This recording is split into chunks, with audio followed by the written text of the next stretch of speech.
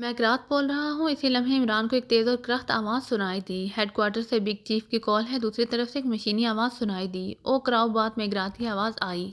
Hold کرو، دوسری طرف سے مشینی آواز نے کہا، اور پھر ایک لمحے کے لیے خاموشی چھا گئی۔ سائرل بول رہا ہوں۔ اچانک ایک اور کرخت انتہائی سرد آواز سنائی دی تو عمران اور بلیک زیرو چونک پڑے۔ یس بگ چیف، میں گرات کی آواز سنائی دی۔ ٹرانکو اور اس کے ساتھیوں کا کیا ہوا؟ کیا وہ پاکیشیا پہنچے ہیں یا نہیں؟ سائرل نے پوچھا۔ یس چیف، وہ پاکیشیا پہنچ چکے ہیں، میگرات نے جواب دیا۔ کتنے افراد ساتھ لے کیا ہے وہ؟ سائرل نے پوچھا۔ 10 افراد اور سب کا تعلق سپر فورس سے ہے۔ اس کے علاوہ اس کے ساتھ ملیشیا بھی ہے، میگرات نے جواب دیا۔ کیا تمہیں یقین ہے کہ وہ پاکیشیا جا کر ڈاکٹر عبدالحسن کی بیٹی نسرین حسن کو تلاش کر لیں گے اور پاکیشیا سیکرٹ سروس کو ہلاک کر دیں گے؟ سائرل نے کہا تو عمران اور بلیک زیرو ایک بار پھر چونک پڑے۔ یس بگ چیف، وہ پوری تیاری سے گئے ہیں۔ ٹرانکو کے بارے میں آپ جانتے ہیں کہ ایک بار وہ جس بات کی ٹھان لیتا ہے اسے پورا کر کے ہی رہتا ہے، چاہے اس کے لیے اسے پھر کچھ ہی کیوں نہ کرنا پڑے، میگرات نے کہا۔ اسی لیے تو میں نے تمہاری بات مان کر سپر فورس کا اسے انچارج بنا دیا تھا۔ اب یہ اس کی مرضی ہے کہ وہ اپنے ساتھ کتنے افراد لے جاتا ہے، سائرل نے کہا۔ یس چیف، اس کے کہنے کے مطابق اس کے ساتھ 10 افراد ہی کافی ہیں، میگرات نے کہا۔ اسے فوراً حکم دو کہ وہ لڑکی کو جلد سے جلد ہسپتال سے اغوا کر کے یہاں لائے، اور اس کے ہاتھوں پاکیشیا سیکرٹ سروس کا ایک بھی ممبر زندہ نہیں بچنا چاہیے، اور نہ ہی وہ علی عمران۔ انہیں ہلاک کرنے کے لیے اگر ٹرانکو کو پاکیشیا میں لاشوں کے پشتے بھی لگانے پڑیں تو لگا دے، سائرل نے کہا۔ یس چیف، میری ابھی تھوڑی دیر پہلے ٹرانکو سے لنک سسٹم پر بات ہوئی تھی۔ اس نے کہا تھا کہ اس نے اسپیشل ہسپتال دیکھ لیا ہے۔ اس کا ایک آدمی اس ہسپتال کی مسلسل نگرانی کر رہا ہے۔ آج رات وہ کسی بھی وقت اس ہسپتال پر جدید اسلحے سے حملہ کر کے اس لڑکی کو وہاں سے نکال لائے گا، اور سیکرٹ سروس کے ممبران بھی اسی ہسپتال میں موجود ہیں، وہ ان سب کو بھی ہلاک کر دے گا، میگرات نے کہا تو عمران نے بے اختیار ہونٹ بینچ لیے۔ گڈ شو، ایسا ہی ہونا چاہیے۔ ایک منٹ ہولڈ کرو، مجھے دوسری کال موصول ہو رہی ہے، اور یہ کال ڈاکٹر جیرالڈ کی ہے۔ شاید اس نے ڈاکٹر عبدالحسن کا تحریر کرایا ہوا فارمولا مکمل طور پر چیک کر لیا ہے۔ میں اس سے بات کر کے تم سے بات کرتا ہوں، سائرل نے کہا۔ یس بگ چیف، میگرات نے کہا، اور پھر کچھ دیر دونوں کی طرف خاموشی چھا گئی۔ بلیک زیرو نے کچھ کہنے کے لیے منہ کھولا ہی تھا کہ اسی لمحے ایک بار پھر سائرل کی آواز سنائی دی۔ غضب ہو گیا میگرات، غضب ہو گیا، سائرل نے چیختے ہوئے کہا۔ او کیا ہوا بگ چیف؟ میگرات کی چونکتی ہوئی آواز سنائی دی۔ ڈاکٹر جیرالڈ نے فارمولے کی اسٹڈی مکمل کر لی ہے۔ اس کا کہنا ہے کہ یہ ادھورا فارمولا ہے۔ ڈاکٹر عبدالحسن نے مکمل فارمولا تحریر نہیں کرایا ہے، سائرل نے اسی طرح سے چیختے ہوئے کہا۔ او ایسا کیسے ممکن ہے بگ چیف؟ ہم نے ڈاکٹر عبدالحسن کا مائنڈ مکمل طور پر ٹرانس میں لے کر اسے مکمل فارمولا تحریر کرنے کا کہا تھا، پھر وہ ادھورا فارمولا کیسے تحریر کرا سکتا ہے؟ میگرات نے حیرت بھرے لہجے میں کہا۔ کچھ تو ہوا ہے میگرات۔ ڈاکٹر جیرالڈ کے مطابق ڈاکٹر عبدالحسن نے جو فارمولا تحریر کرایا ہے وہ فارمولے کا ابتدائی حصہ ہے، جس میں فارمولے میں استعمال ہونے والے چند جدید ٹیکنالوجی سسٹم کے متعلق بتایا گیا ہے، اور بس یہ سب اصل فارمولے سے ہٹ کر ہے، سائرل نے کہا۔ او یہ تو بہت برا ہوا کہ ڈاکٹر عبدالحسن نے اصل اور مکمل فارمولا تحریر نہیں کرایا ہے، میگرات نے کہا۔ تم فوراً ڈاکٹر عبدالحسن کو مشین روم میں لے جاؤ اور ایک بار پھر مشینی سسٹم سے اس کا مائنڈ سکین کراؤ، اور اس کا مائنڈ ٹرانس میں لے کر فارمولا مکمل طور پر تحریر کراؤ فوراً، سائرل نے چیختے ہوئے کہا۔ سوری چیف، آپ کے لیے ایک بری خبر ہے، میگرات نے کہا۔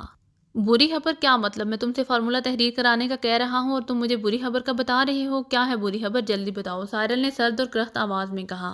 ڈاکٹر عبدالحسن کا مائنڈ سکین کرنے اور اس کے مائنڈ سے فارمولا تحریر کرانے کی وجہ سے اس کا مائنڈ بے حد کمزور ہو گیا تھا، چونکہ ہم نے اس کا مائنڈ سکین کرنے کے لیے اس کا جسم اور دماغ مکمل طور پر کمزور کر دیا تھا، اور مشین کے ذریعے اس کے دماغ پر بہت زیادہ دباؤ ڈالا گیا تھا، اس لیے اس کا دماغ اس دباؤ کو برداشت نہ کر سکا۔ وہ کافی بڑا آدمی تھا، اس کا مائنڈ ڈیمیج ہو گیا تھا۔ ہم نے اسے فوری طور پر طبی سہولت دینے کی کوشش کی اور اسے طاقت کے انجیکشن لگائے۔ 2 روز تک اس کی حالت ٹھیک رہی، لیکن آج صبح اسے برین ہیمریج ہو گیا، اس کے دماغ کی ایک رگ پھٹ گئی اور وہ ہلاک ہو گیا تھا، میگرات نے جواب دیا تو عمران اور بلیک زیرو کے چہروں کا رنگ بدل گیا۔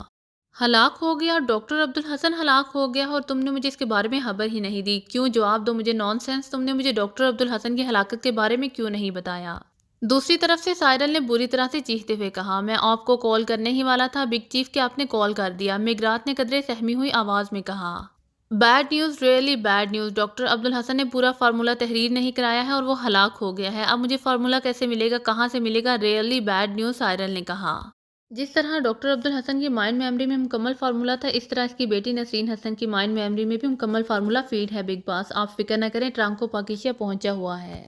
وہ آج رات ہی اسپیشل ہسپتال پر حملہ کر کے وہاں سے ہر صورت میں اس لڑکی کو زندہ نکال لائے گا۔ اس لڑکی کے یہاں آتے ہی ہم اس کا مائنڈ سکین کریں گے اور اس کے مائنڈ سے مکمل فارمولا ٹرانسفر کر لیں گے، میگرات نے کہا۔ اچھا ہوا کہ وہ لڑکی اب تک ہلاک نہیں ہوئی ہے، اگر وہ ہلاک ہو جاتی تو فارمولا ہمیں بھی کسی صورت نہ ملتا۔ ٹرانکو سے بھی بات کراؤ اور اس بات کو یقینی بناؤ کہ لڑکی کو ہر صورت میں پاکیشیا زندہ سلامت یہاں پہنچنا چاہیے، سائرل نے تیز لہجے میں کہا۔ یس بگ چیف، میں ابھی سے کال کرتا ہوں اور اسے سارے صورتحال سے آگاہ کر کے حکم دیتا ہوں کہ سب سے پہلے وہ لڑکی کو ہسپتال سے نکالنے اور اسے پاکیزہ سے شفٹ کرنے کا کام مکمل کرے۔ اس کے بعد وہ وہاں رک کر عمران اور پاکیزہ سیکرٹ سروس کے خلاف کام کرے۔ ہمارے لیے اب اس لڑکی کی اہمیت اور زیادہ بڑھ گئی ہے، میگرات نے کہا۔ ہاں جلدی کرو اور اس کو ابھی اور اسی وقت کال کرو اور اسے میرا پیغام پہنچاؤ، سائرل نے کہا، اور اس کے ساتھ ہی رابطہ ختم ہو گیا۔ آپ نے سائرل اور میگرات کی ساری باتیں سن لی عمران صاحب؟ چند لمحوں کے بعد دوسری طرف سے ٹرومین کی آواز سنائی دی۔ ہاں سن لی ہے، اور تمہارا شکریہ جو تم نے ان سب باتوں سے ہمیں آگاہ کر دیا ہے، ورنہ وہ لوگ اس لڑکی کے اغوا کے لیے پورے ہسپتال کو تباہ کر دیتے اور نہ جانے کتنے بے گناہ افراد مارے جاتے۔ عمران نے سنجیدگی سے کہا، نہ صرف بے گناہ افراد بلکہ ان کے نشانے پر آپ اور پاکیزہ سیکرٹ سروس کے ممبران بھی ہیں، ٹرومین نے کہا۔ ہم تو ہر وقت کسی نہ کسی کے نشانے پر رہتے ہیں، ہمارا دھندا ہی کچھ ایسا ہے، عمران نے کراہ کر کہا۔ میں مذاق نہیں کر رہا عمران صاحب، یہ صورتحال بے حد خوفناک ہے۔ سائرل کے 2 خطرناک ایجنٹ اور ان کے ساتھ دا سپر فورس کے ارکان بھی موجود ہیں جو آپ کو اور پاکیزہ سیکرٹ سروس کو نشانہ بنانا چاہتے ہیں۔ جلد سے جلد ان کا کوئی انتظام کر دیں ورنہ، ٹرومین نے تشویش بھرے لہجے میں کہا۔ دیکھتا ہوں کہ میں کیا کر سکتا ہوں، تمہارا ایک بار پھر شکریہ، عمران نے کہا، اور رابطہ ختم کر کے سیل فون جیب میں رکھ لیا۔ اس کے چہرے پر سنجیدگی کے تاثرات نمایاں دکھائی دے رہے تھے۔ صورتحال واقعی انتہائی گھمبیر ہو گئی ہے عمران صاحب، سائرل کو فارمولہ نہیں ملا ہے اور ڈاکٹر عبدالحسن کو بھی ہلاک کر دیا گیا ہے، اور اب ان کی نظریں نسرین حسن پر ہیں۔ بلیک زیرو نے تشویش زدہ لہجے میں کہا۔ ہاں میں بھی یہی سوچ رہا ہوں، سب سے زیادہ تشویشناک بات تو یہ ہے کہ سائرل کے 2 خطرناک ایجنٹ سپر فورس کے ساتھ پاکیزہ پہنچ چکے ہیں جو اسپیشل ہسپتال پر حملے کی تیاری کر رہے ہیں۔ ہمیں ان سے ہسپتال کو بھی بچانا ہے اور اپنے ساتھیوں کو بھی، عمران نے کہا، اور پھر اپنے سیل فون سے صفدر کو کال کرنا شروع کر دیا۔ صفدر بول رہا ہوں، رابطہ ملتے ہی صفدر کی آواز سنائی دی۔ عمران بول رہا ہوں، کہاں ہو تم؟ عمران نے کہا، میں ہسپتال میں ہی موجود ہوں اور اس وقت ساری ٹیم ہی مس جولیا کی تیمارداری کے لیے یہاں موجود ہے، صفدر نے جواب دیا۔ 4 سٹارز بھی یہیں موجود ہیں؟ عمران نے کہا۔ جی ہاں وہ بھی یہیں ہیں، صفدر نے جواب دیا۔ اوکے اب میری بات دھیان سے سنو، تمہیں جلد سے جلد اس ہسپتال کو غیر ضروری لوگوں سے خالی کرانا ہے۔ اس سلسلے میں ڈاکٹر صدیقی کو ابھی فون کر دیتا ہوں، عمران نے تیز تیز بولتے ہوئے کہا۔ کیوں، کیا ہوا خیریت؟ صفدر نے چونک کر پوچھا تو عمران نے اسے مختصر طور پر ساری باتیں بتا دی۔ اوکے ٹھیک ہے میں سمجھ گیا، صفدر نے کہا، تم سب کو اس وقت تک رانا ہاؤس میں رہنا ہے جب تک میں خود وہاں نہیں پہنچ جاتا یا کال نہیں کر لیتا، عمران نے کہا۔ اوکے صفدر نے کہا۔ صدیقی سے بات کراؤ، عمران نے کہا۔ اوکے صفدر نے کہا۔ صدیقی بول رہا ہوں، دوسرے لمحے صدیقی کی آواز سنائی دی۔ صدیقی اپنے ساتھیوں کو لے کر خفیہ طور پر ہسپتال سے باہر جاؤ اور میرے بتائے ہوئے ایک پتے پر پہنچ جاؤ۔ میں ٹائیگر کو کال کر کے 5 ایک جیسے رنگ، ایک جیسے ماڈل اور ایک جیسے نمبر پلیٹس والی ویگنوں کا انتظام کرا رہا ہوں۔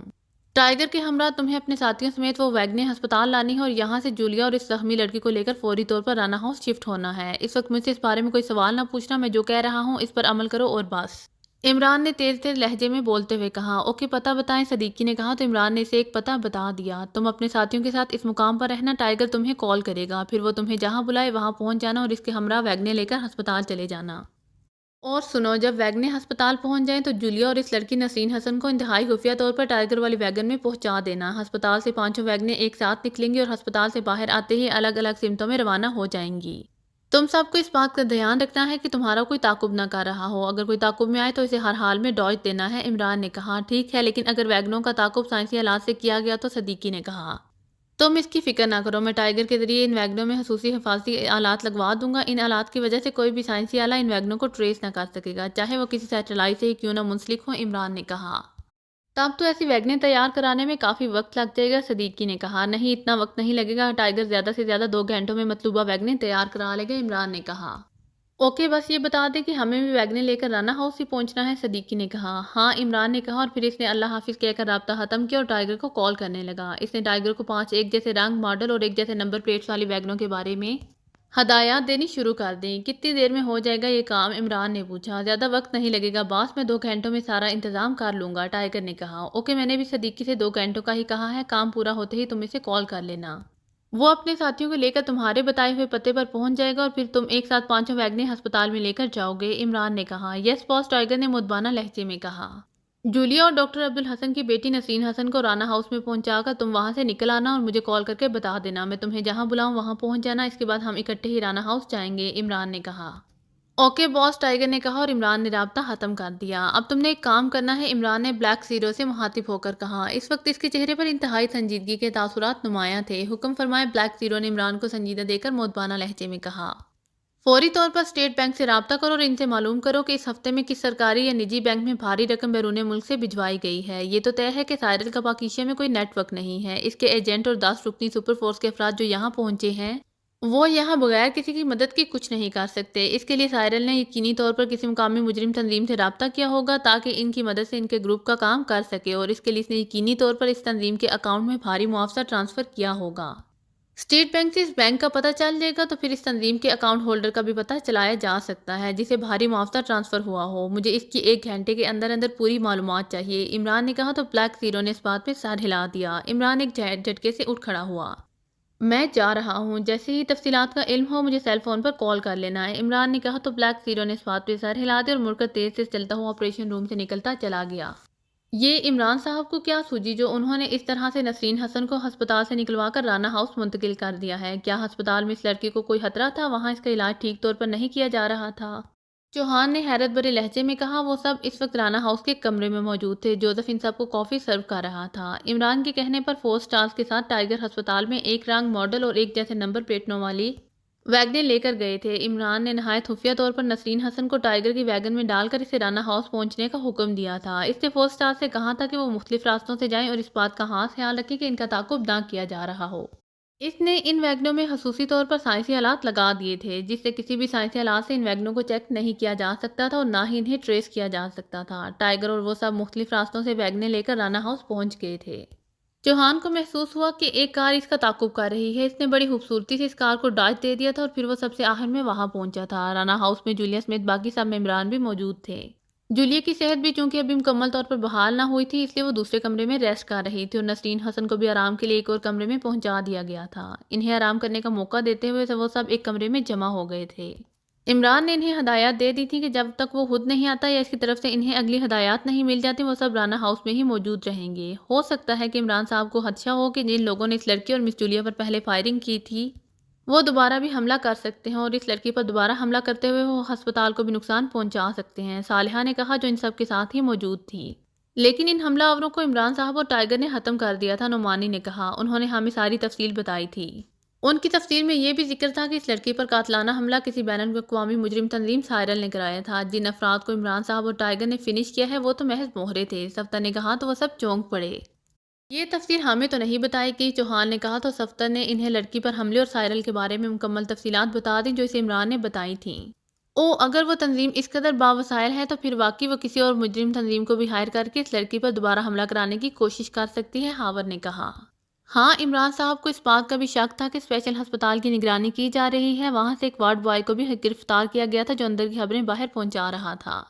عمران صاحب اسپیشل ہسپتال کو بچانا چاہتے تھے، اس لیے انہوں نے ڈاکٹر صدیقی سے بات کر کے اس لڑکی کو وہاں سے شفٹ کرا لیا ہے، اور یہ سارا سیٹ اپ انہوں نے اسی لیے کیا تھا تاکہ اگر اسپیشل ہسپتال کی نگرانی کی جا رہی ہو اور ہسپتال پر مجرم حملہ کرنے کا پروگرام بنا رہے ہوں تو انہیں معلوم ہو جائے کہ جس لڑکی کو وہ ہلاک کرنا چاہتے ہیں اسے اس ہسپتال سے پاکیزہ سیکرٹ سروس کے ممبران نکال کر لے گئے ہیں، کیپٹن شکیل نے کہا۔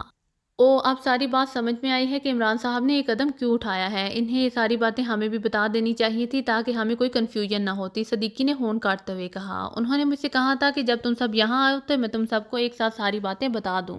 صفدر نے کہا تو پھر بتائی کیوں نہیں؟ صالحہ نے کہا تم نے پوچھا ہی نہیں تھا، صفدر نے مسکرا کر کہا تو وہ سب ہنس پڑے۔ تو کیا عمران صاحب کو یقین ہے کہ سائرل کی ہائر کردہ کسی تنظیم کو اس بات کا پتہ نہیں چلے گا کہ ہم نے اس لڑکی کو کہاں منتقل کیا ہے؟ نعمانی نے کہا۔ اسی لیے تو عمران صاحب نے خصوصی ویگنوں کا بندوبست کیا تھا اور چوہان کی ویگن کا جس کار سے تعاقب کیا تھا اسے چوہان نے راستے میں ہی ڈاج دے کر اپنی جان چھڑا لی تھی، کیپٹن شکیل نے کہا۔ اگر عمران صاحب کا مقصد اس لڑکی کو حفاظت کے ساتھ یہاں پہنچانے کا ہی تھا تو پھر انہوں نے ہم سب کو یہاں کیوں جمع کیا ہے؟ ان کی ہدایات ہے کہ ہم اس وقت تک یہاں رہیں جب تک وہ خود نہیں آ جاتے یا کال کر کے ہمیں اگلی ہدایات نہیں دے دیتے، ہاور نے کہا۔ ہو سکتا ہے کہ ان کے پاس ہمیں بتانے کے لیے مزید کچھ نہ ہو اور وہ ہمیں ایک بار پھر ایک ساتھ ہی بتانا چاہتے ہوں، صفدر نے کہا۔ ہم پچھلے یہاں 3 گھنٹوں سے موجود ہیں، نہ وہ خود یہاں آیا ہے اور نہ ہی اس نے فون کیا ہے۔ آخر ہم کب تک اس کا یا اس کے فون کا انتظار کریں گے؟ تنویر نے بھنائے ہوئے لہجے میں کہا۔ جب تک وہ آ نہیں جاتے یا کال نہیں کر لیتے، صفدر نے اسی طرح مسکراتے ہوئے کہا۔ اب تم پر بھی اس طرح کا رنگ چڑھ رہا ہے جو تم اس کے انداز میں باتیں کر رہے ہو، تنویر نے منہ بنا کر کہا۔ تو اس میں منہ بنانے والی بات کون سی ہے؟ صفدر نے ہنس کر کہا۔ تو وہ سب ہنس پڑے۔ مجھے نہ اس کی باتیں پسند ہیں اور نہ ہی اس کا ہنسی مذاق، اور مجھے ایسے لوگ بھی اچھے نہیں لگتے جو اس کا انداز اپنانے کی کوشش کرتے ہیں، تنویر نے منہ بناتے ہوئے کہا۔ تمہارا مطلب ہے اب تم عمران صاحب کی طرح مجھ سے بھی روکھے لہجے میں بات کرو گے؟ صفدر نے کہا۔ میں نے ایسا تو نہیں کہا، تنویر نے کہا۔ تو میں نے کون سا کہا ہے کہ تم نے ایسا ہی کہا ہے؟ صفدر نے کہا۔ تو اس بار تنویر بھی ہنس پڑا۔ ویسے تنویر کی بات درست ہے، واقعی ہمیں یہاں کافی وقت ہو گیا ہے اور اب تک عمران صاحب نے ہم سے رابطہ نہیں کیا۔ صدیقی نے ریسٹ واچ پر دیکھتے ہوئے کہا، وہ کسی جگہ مصروف ہوں گے ورنہ وہ ہمیں اس طرح یہاں اکٹھا کر کے انتظار نہ کراتے، ضرور وہ کسی نہ کسی معاملے میں الجھے ہوئے ہوں گے، ہمیں تھوڑا اور انتظار کر لینا چاہیے۔ اور یہ بھی تو ہو سکتا ہے کہ انہوں نے ہماری حفاظت کے لیے ہمیں یہاں اکٹھا کیا ہو، کیپٹن شکیل نے کہا تو وہ سب چونک پڑے۔ ہماری حفاظت کے لیے کیا مطلب ہوا اس بات کا؟ تنویر نے حیرت بھرے لہجے میں کہا۔ نہ جانے کیوں میری چھٹی حص بار بار خطرے کا الارم بجا رہی ہے کہ ہم بہت جلد کسی بڑے خطرے سے دوچار ہونے والے ہیں۔ یہ خطرہ کیا ہے اور کیا ہونے والا ہے اس کے بارے میں فی الحال مجھے کچھ اندازہ نہیں ہے، کیپٹن شکیل نے کہا۔ اگر تمہیں اندازہ نہیں ہے تو پھر یہ بات کہنے کا مقصد کیا تھا تمہارا؟ صفدر نے حیرت بھرے لہجے میں کہا۔ میری چھٹی حص اس وقت بھڑکتی ہے جب معاملہ ضرورت سے زیادہ خطرناک ہو، ایک انجان سا خطرہ محسوس ہو رہا ہے، کیپٹن شکیل نے کہا۔ لیکن ہم میں سے کسی کو ایسا خطرہ کیوں نہیں محسوس ہو رہا ہے؟ صدیقی نے کہا۔ کیپٹن شکیل صاحب ٹھیک کہہ رہے ہیں، مجھے بھی ایک انجانا سا خطرہ محسوس ہو رہا ہے، صالحہ نے کہا تو وہ سب چونک کر اس کی طرف دیکھنے لگے۔ تو کیا تمہاری بھی چھٹی حص پھڑک رہی ہے؟ صفدر نے حیران ہو کر کہا۔ ایسا ہی سمجھ لو، صالحہ نے کہا۔ عجیب بات ہے، خطرے کا احساس کیپٹن شکیل اور مس صالحہ کو ہی ہو رہا ہے لیکن باقی سب نارمل ہیں، ایسا کیوں؟ چوہان نے حیرت بھرے لہجے میں کہا۔ ایسی بات نہیں ہے، مجھے بھی خطرے کا احساس ہو رہا ہے، صدیقی نے کہا تو وہ سب ایک بار پھر چونک پڑے۔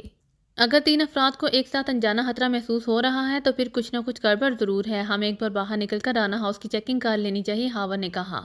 لیکن یہاں چیکنگ کی کیا ضرورت ہے؟ جوزف اور جوانا یہاں ہر وقت موجود رہتے ہیں، انہوں نے یہاں کا حفاظتی سسٹم آن کر رکھے ہیں، کیوں؟ جوزف نعمانی نے جوزف کی طرف دیکھتے ہوئے کہا جو انہیں کافی سرو کر کے ایک طرف کھڑا ہو گیا تھا۔ ہاں، تمام حفاظتی سسٹم آن ہے لیکن مجھے یہ سارے سسٹم ناکافی لگ رہے ہیں اور مجھے بھی ان تینوں کی طرح ایک بڑا خطرہ رانا ہاؤس کی طرف بڑھتا ہوا محسوس ہو رہا ہے، جوزف نے جواب دیا تو وہ سب خاموش ہو گئے۔ اسے کہتے ہیں یک نہ شد چار شد، صالحہ نے مسکراتے ہوئے کہا تو وہ سب بھی مسکرا دیے۔ اب صورتحال گمبھیر ہوتی جا رہی ہے، میرے خیال میں ہمیں چیکنگ کر لینی چاہیے، صفدر نے اٹھتے ہوئے کہا تو وہ سب بھی اٹھ کھڑے ہوئے۔ جوانا کہاں ہے؟ صفدر نے جوزف سے مخاطب ہو کر کہا۔ وہ کچھ دنوں کے لیے کسی ذاتی کام کے لیے باس سے اجازت لے کر ایکریمیا گیا ہوا ہے، آج کل میں ہی وہ واپس آ جائے گا، جوزف نے کہا۔ ٹھیک ہے، ہم عمارت کے اندر کی چیکنگ کریں گے اور 4 سٹارز باہر جا کر عمارت کے باہر اور ارد گرد کا جائزہ لیتے ہیں، کیپٹن شکیل نے کہا۔ ہمیں اپنے ٹرانسمیٹر واچز کو فری فریکوینسی پر ایڈجسٹ کر لینا چاہیے تاکہ ہم سب ایک دوسرے سے رابطے میں رہیں اور ضرورت کے وقت بات کر سکیں، صالحہ نے کہا۔ ہاں، یہ اچھا آئیڈیا ہے، تنویر نے کہا، اور پھر وہ سب اپنے ٹرانسمیٹر واچز کو فری فریکوینسی پر ایڈجسٹ کرنے لگے۔ کچھ ہی دیر میں سب کے ٹرانسمیٹر آن ہو گئے۔ جوزف، تم ایک بار کنٹرول روم میں جا کر پھر سے حفاظتی سسٹم چیک کرو، بلکہ بہتر یہ ہوگا کہ تم کنٹرول روم میں ہی رہو۔ اگر یہاں کوئی خطرہ ہوا تو تم کنٹرول روم میں بیٹھ کر اس کا سدباب کر سکتے ہو، صفدر نے کہا تو جوزف نے اس بات میں سر ہلا دی اور تیزی سے کمرے سے باہر نکلتا چلا گیا۔ اس کے جاتے ہی وہ سب کمرے سے باہر آ گئے۔ صالحہ، تم جا کر مس جولیا اور نسرین حسن کا کمرہ باہر سے لاک کر دو، صفدر نے کہا تو صالحہ نے اس بات میں سر ہلایا اور تیزی سے ایک طرف دوڑتی چلی گئی۔ 4 سٹارز تیز سے چلتے ہوئے بیرونی گیٹ کی طرف بڑھنے لگے۔ سب کے پاس اسلحہ موجود ہے نا؟ صفدر نے ٹرانسمیٹر پر سب سے ایک ساتھ بات کرتے ہوئے کہا۔ ہاں، بے فکر رہو، سب کی ایک ساتھ آواز سنائی دی اور پھر وہ رانا ہاؤس کے اندر اور باہر پھیل گئے۔ انہوں نے رانا ہاؤس کے اندر اور باہر جا کر مکمل سرچنگ کی لیکن انہیں وہاں کچھ نہ ملا۔ ہم نے ہر طرف سرچنگ کر لی ہے لیکن رانا ہاؤس کے ارد گرد کوئی موجود نہیں ہے، صدیقی نے کہا۔ اچھی طرح سے چیک کرو، رانا ہاؤس کے ارد گرد کوئی غیر معمولی چیز دکھائی دے تو اسے بھی چیک کرو، صفدر نے کہا۔ میرے پاس وائٹل ایکس کائگر ہے، میں نے اس کائگر کی مدد سے چیکنگ کی ہے، یہاں کوئی غیر معمولی چیز موجود نہیں ہے۔ اندر کی کیا پوزیشن ہے؟ صدیقی نے کہا۔ بظاہر اندر بھی ہمیں کچھ نہیں ملا ہے لیکن انجان خطرے کا احساس اب بھی ہے، اس بار کیپٹن شکیل نے جواب دیا۔ وہ سب ایک دوسرے سے واچ ٹرانسمیٹر کی فریکوینسی پر بات کر رہے تھے۔ میں نے چوہان، ہاور اور نعمانی کو یہاں سے کچھ فاصلے پر موجود دوسری عمارتوں کی چیکنگ کے لیے بھیجا ہے، دیکھو شاید وہاں کچھ پتہ چل سکے، صدیقی نے کہا۔ ہم نے ان عمارتوں کا راؤنڈ لگایا ہے، یہاں بھی کوئی مشکوک چیز نظر نہیں آئی ہے، ہاور کی آواز سنائی دی۔ سڑک کے اطراف کی طرف چیکنگ کی ہے؟ صدیقی نے پوچھا۔ ہاں، ساری چیکنگ کی ہے لیکن دور دور تک کچھ بھی موجود نہیں ہے، نعمانی نے کہا۔